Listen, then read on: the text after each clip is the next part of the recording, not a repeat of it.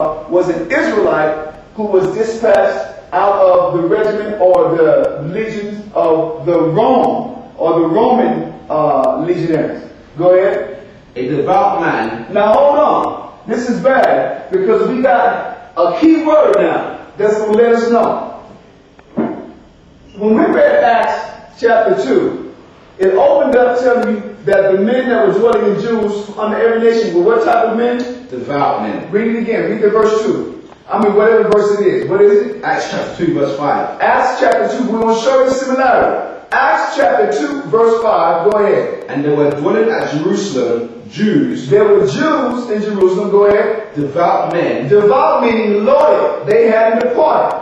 Continue. Out of every nation under heaven. Out of every nation under heaven. Hold on. Out of every nation under heaven. Now go down to the verse in chapter 2 where it tells you that they were, chapter 2, where it tells you that the strangers are wrong. Acts chapter 2 verse 10. Now it tells you that these Israelites or these Jews that were devout, they were devout men out of every nation under heaven. Now he's going to specify one particular place. What verse is that? Verse 10. We're going to read verse 10. Go ahead.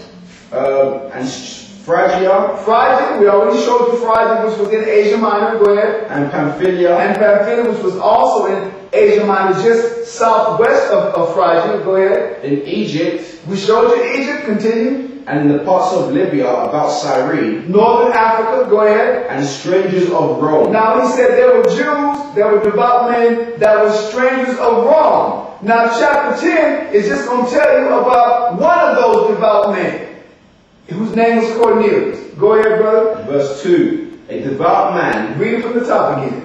Verse 1 of chapter 10. There was a certain man in Caesarea called Cornelius, a centurion of the band called the Italian band. A devout man and one that feared God. He was a devout man. He was obviously one of those strangers of Rome that was being referred to. And while dwelling in Rome, he happened to acquire a position in the Roman military. And I don't see why that could be so strange, seeing as the American military is 85% black and Hispanic. You know what I mean? No one seems to mix that up. You have America's law enforcement agencies from New York to California that are fully saturated with what? With black and Hispanic officers. And remember, they're always so quick to toot the horn about the first black police chief, the first Hispanic police chief, the first Hispanic mayor of Los Angeles, the first black mayor of such and such. That's all that was taking place during the time of the Roman Empire. Is Israelites who were captives, who were raised in the civilization, ended up with Roman citizenship and began to get prominent positions. We're reading about one of them. Go ahead. A devout man and one that feared God. Now, let me say this. A devout man and one that what? Feared God. It's showing you, it's talking about who? An Israelite man. Go ahead. With all his house, which gave much alms to the people and prayed to God always. Now look, what he was doing, well, when they said he gave alms to the people, you have to go and read the Old Testament on the alms. The alms were nothing more than a free will offering that you gave. In other words, it wasn't the tithe, which was lawfully mandatory. It was a gift that you could give. It wasn't an oath, which an oath, you were bound by the oath that you made. You didn't, the oath, there was no law that you had to make an oath. The law concerning the oath was that if you made one, you kept it. Right? So when it says this particular person, Cornelius, gave alms to the people, in other words, he was following a custom that Israelites kept. In other words, he was a person who had a prominent position that could help out his people that didn't have. And that's what he was doing. He would help out the temple, he would give alms, and he was a devout man. Meaning, when it says devout, it's talking about he followed the law, he kept the custom. He didn't, even though he was a Roman officer, he did not depart into the Roman way. Go ahead. Verse 3. He saw in a vision, evidently about the 9th hour of the day, an angel of God coming into him, and saying unto him, Cornelius. And when he looked on him, he was afraid. In other words, the Most High decided to recognize Cornelius and save his house. So he sent an angel to tell Cornelius, to give Cornelius instruction. Go ahead. And said, What is it, Lord? And he said unto him, Thy prayers and thine alms are come up for a memorial before God. Now let's be real. So you really think this is a Roman? No. Everyone knows that the Romans were the height of paganism during their time. You couldn't be more pagan than the Romans. Okay, the Greco-Roman Empire epitomized everything that was that was anti-holy. So it's not talking about there was some place up in Caesarea, some Italian Edomite that was praising the Most High, praying to him and helping the holy people out. He's talking about an Israelite who was thankful for the position he had acquired and was doing the right thing with his position. He was paying alms, he was praying, he was keeping the customs, he was a devout man. Go ahead. Verse 5. And now send men to Joppa, and call for one Simon, whose surname is Peter. He lodgeth with one Simon, a tanner, whose house is by the seaside. He shall tell thee what thou oughtest to do. What he was doing, the Most High had an angel come to Cornelius and tell Cornelius to send for Peter, the head apostle. That's all he's telling him. And he's letting you know at the time who Peter was staying with and how he could be located. Peter, the head apostle. Go ahead. Verse 7. And when the angel which spake unto Cornelius was departed, he called 2 of his household servants, and a devout soldier of them that waited on him continually. And when he had declared all these things unto them, he sent them to Joppa.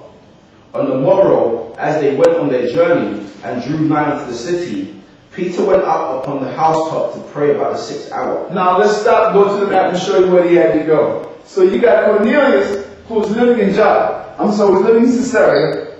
And then you got him being sent, if we can get the map, we can find Teresa. From Caesarea all the way down to Joppa. This is where Peter was staying at the time. You got that?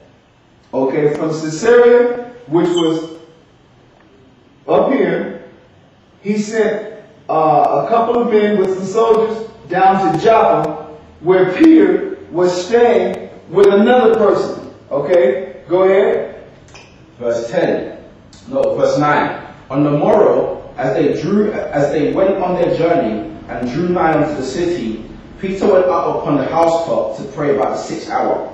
And he became very hungry, and would have eaten, but while they made ready, he fell into a trance. In other words, Peter was up on the roof praying. He got hungry, but before he could come down and eat, the Spirit hit him and he went into a trance. In other words, the Most High was about to give him a vision, instruction, so he would know how to receive the men who he didn't even know was on their way.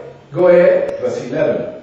And saw heaven open, and a certain vessel descended unto him, as it had been a great sheet knit at the 4 corners, and let down to the earth, wherein were all manner of 4-footed beasts of the earth, and wild beasts, and creeping things. In other words, these animals, the Most High showed Peter descending in a napkin, or like I said, a sheet that was knit or folded, connected at the 4 corners. And when it hit the ground, it opened up, and this is what he saw. He saw all of these animals represented things that were unclean that Israelites couldn't eat. But he wasn't telling Peter to eat, you'll see. He was preparing Peter to know that foreigners, in other words, Israelite foreigners, were on their way to visit Peter. And Peter was to receive them instead of rejecting them, which was the custom of Israel. We didn't hang out or keep company with people of other nations. Not even Israelites who had assimilated. We didn't do it. Read on down. And fowl of the air. And there came a voice to him, Rise, Peter, kill and eat. But Peter said, Not so, Lord, for I have never eaten anything that is common or unclean. In other words, Peter misunderstood what the vision meant. Okay, Peter thought he was being told, because he was hungry, to kill some of these animals and eat these unclean animals. Peter said, I've always kept the dietary law. Go ahead. And the voice spake unto him again the second time, What God hath cleansed, that call not thou common. In other words, what the Heavenly Father hath cleansed, don't you call common. In other words, he was letting Peter know through this vision that the people that was being sent to him were actually